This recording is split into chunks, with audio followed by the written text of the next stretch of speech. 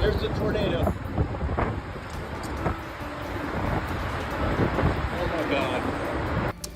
We begin tonight with continuing coverage on that damage that was left behind by strong storms and tornadoes. The National Weather Service confirmed 8 tornadoes hit Ohio, including one that killed at least 3 people in Logan County last night. So far, here's the tornadoes that have been confirmed. An EF1 in western Mercer County, another EF1 in eastern Mercer County and western Aglaze County, one EF3 starting in southern Aglaze County, continuing through the Lakeview area in northern Logan County, then an EF2 in central Union County. Then there was another EF1 beginning in central Delaware County, continuing through north central Licking County, an EF2 in Darke County and Miami County. This tornado actually started in Indiana, along with another EF2 that started in Crawford County and another one in Hancock County. All right, Chris, you've been tracking all of this and quite a weather event, obviously. Put it in context for us tonight. Yeah, unusual to get this time of the year, to have long-tracked, strong tornadoes. And let's highlight exactly what happened in our local area. We had that EF2 tornado that began in Crawford County, tracked into Richland County, was on the ground for nearly 20 minutes and reached winds of 120 miles per hour. We actually captured that with a tornado debris signature on radar as it was happening in real time. Hancock County, an EF1 tornado, max winds to 105 miles per hour, was on the ground for about 6 minutes, and this was a grinder of a tornado. About 3.3 miles was the path. Now, as it stands right now, 8 total tornadoes that have been confirmed in Ohio, but surveys will continue, including this devastating EF3 tornado that hit Logan County by Indian Lake and resulted in those fatalities. But here's something that is incredibly interesting, and stick with me here. The 8 tornadoes now pushes our total for the year in Ohio to 18 tornadoes. That is nearly double the amount of tornadoes that have occurred in all of Tornado Alley so far this year. An incredible amount of tornadoes. Just shows how unusual this is for Ohio in the month of March. Fortunately, calmer weather expected Saturday. Sunshine to some late day showers. It will be warm and breezy, and we're going to look for highs on your Saturday to reach back into the lower 60s. I'll talk a cool down into the end of the weekend into Sunday. That will be coming up. Kaylee, back over to you. Our heart goes out to those that are deceased, those that are injured, those that have lost everything. Just tragic, and we're going to do everything we can to help those people get back on their feet.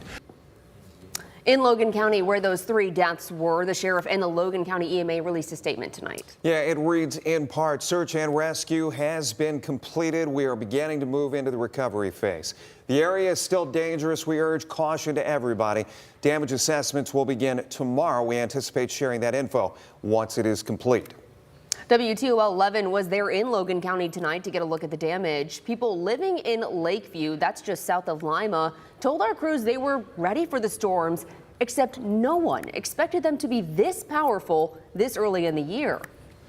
I'm covered up over them, and then my dogs come in and they got on top of us. You know, they was literally on my back, and then it came and it like went pretty quick.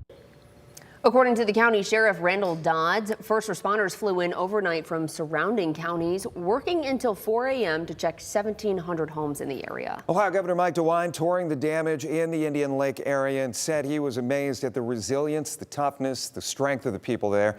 He addressed the public at Indian Lake High School, which is now a shelter for displaced residents. Teams will assess the damage, as we've said, and send in federal and state resources as needed. The governor pledging to make sure that Ohio does everything possible to get that area back. He also detailed how the injured will be given the best medical care wherever it is.